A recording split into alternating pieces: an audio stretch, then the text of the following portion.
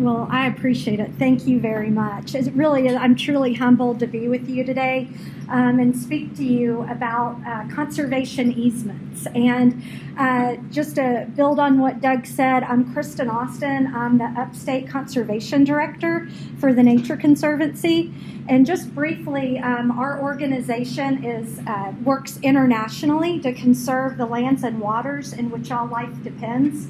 So that ultimately means we conserve habitat around the planet. We work in all 50 states and now in over 70 countries. So we work locally and globally. So we have an office here in Greenville over on Cleveland Street. So as Ryan and I like to say, you can find us over on Cleveland Street and you can find us over in Africa. So depending on where you are in the world, you should run into one of us, thousands of people conserving habitat throughout the planet. Here in South Carolina, we've been working in the state for over 50 years. Our organization is almost 70 years old, and it all started through conserving a very important piece of land 70 years ago in upper state New York. Here in South Carolina, our story started down at Bidler Forest, working with the Audubon Society, conserving that very special piece of land. 50 years ago, no one really recognized what Bidler Forest, how it would be such a gem in such a growing South Carolina, especially on the coast. But here in the upstate, we're basically working through all the way up from Columbia on north. And we work in a lot of different ways to conserve habitat.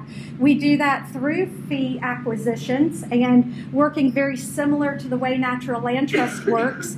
We also use another conservation tool, which is why I'm here today, is to tell you about this conservation tool called conservation easements. And Carlton has given me this wonderful assignment to tell you about conservation easements in 10 minutes or less. So when I was figuring out how to put my talking points together, to be honest, I went on the web and I saw a bunch of webinars, and everybody that said Conservation Easements 101 did it in an hour and 20 minutes. So, challenge accepted. Here we go in 7 minutes. But conservation easements is a fantastic conservation tool that basically is a voluntary agreement that goes on a piece of property where a land trust or a government entity works with a landowner to permanently limit uses on a property to conserve that property through time. And it all starts because a landowner loves their land and they want to remain on their land. They know their land is special and has attributes, just like Mac talked about, all those special places that get conserved through a fee acquisition. But a landowner knows their land is special, it has these attributes, but they don't want to sell it. They want to keep their land, but they also know that their land is very special for future generations. So they will put this conservation easement on their property so they can still own the land. They also have the ability to sell the land or pass it on to their heirs if they so choose, but the easement remains on that property. And essentially, though, when you think about conservation easements and how they come about, they really must provide public benefit. And here's the list of some examples of public benefit that a conservation easement property would provide. So it really runs the gamut to a property being able to protect water quality or scenic views, or providing farm and ranch preservation, which we're seeing less and less farms and ranches in South Carolina these days. So how do conservation easements work? Well, essentially, and I hope you get my graphic here, but I'll demonstrate. This is a piece of land that someone owns, and this is a bundle of rights that goes over the land. So when you own a piece of property, you own a land that comes with a bundle of rights. So a conservation easement is going to restrict certain rights on that property to conserve conservation values of the land. So like I saw on the past slide, there's values in all these benefits that are provided to the public that we call conservation or historic values.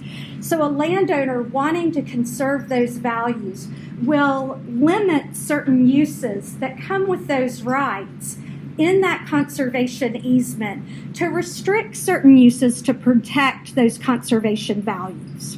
So that's basically what a conservation easement is.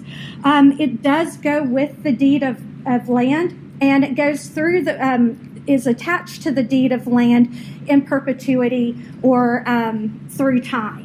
So even if a landowner who puts a conservation easement on a piece of property sells that land, the easement still remains on that land. So when we think about how do they work, a landowner can either donate or sell, and sometimes at a bargain, the value of the conservation easement on their property to a land trust. And because of that, if they do a donation or a partial donation, there can be tax benefits or even credits or deductions that come with that donation of benefit. But also, you can sell a conservation easement, for its 100% value and make some funding and bring in some revenue for your property while still being able to hold on to that special piece of land. So I keep saying that land trusts work with conservation easements and are the entity that hold these conservation easements. So what's a land trust? It's basically a nonprofit organization that has a mission to conserve land, either through acquiring land, holding conservation easements, or stewarding and managing lands and easements. So that's basically, when you hear that term land trust, what it is. So every easement is a little different. It's tailored to that piece of property. So no piece of property is, the same as the other. So there's different values that come attached to a property. So a land trust will work with the landowner to actually tailor the conservation easement based on those values of the property to restrict certain uses to make sure those conservation values are conserved. And so, is this the Wild West? Are conservation easements just kind of done willy-nilly? Actually not. There is a land trust alliance that's the umbrella organization for all land trusts throughout the United States. And this land trust alliance sets a series of standards that basically guide how conservation easements are managed and controlled. They're somewhat the regulatory body, if you will, on how you manage these, how you manage easements.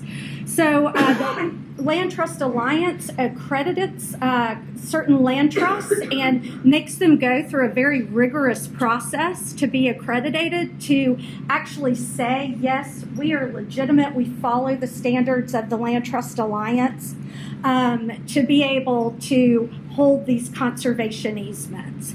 They also provide the standards of monitoring these easements on an annual basis to make sure that they're upheld.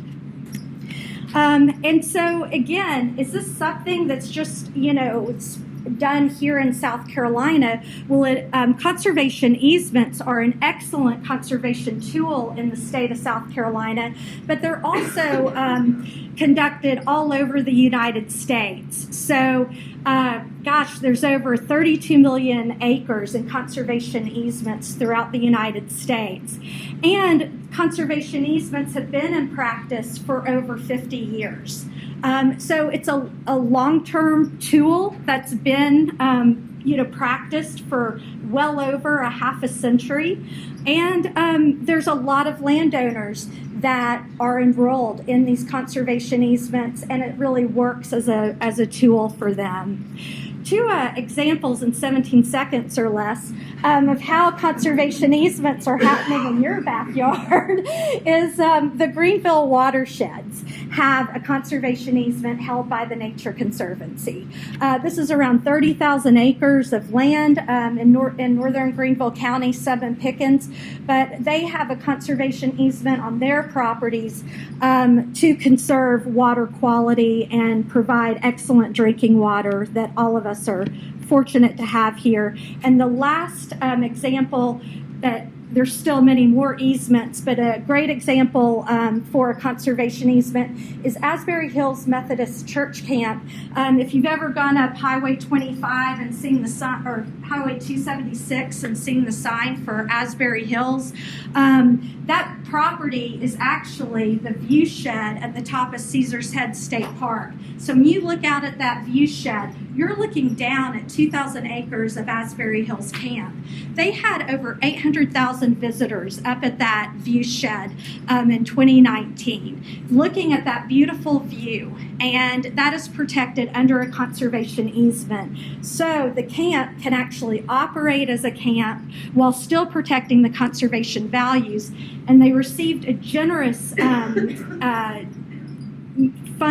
grant funding through the Conservation Bank that allowed their camp to actually do improvements on the property, refurbish their cabins, and actually get their visitation up with their camp to be able to continue to thrive, because they were about to fold and they were about to have to sell this land. So if it wasn't for the Conservation Bank and the funding they received from their easement, this might look a little different today. So I appreciate your time, and I'll entertain any questions maybe at the end.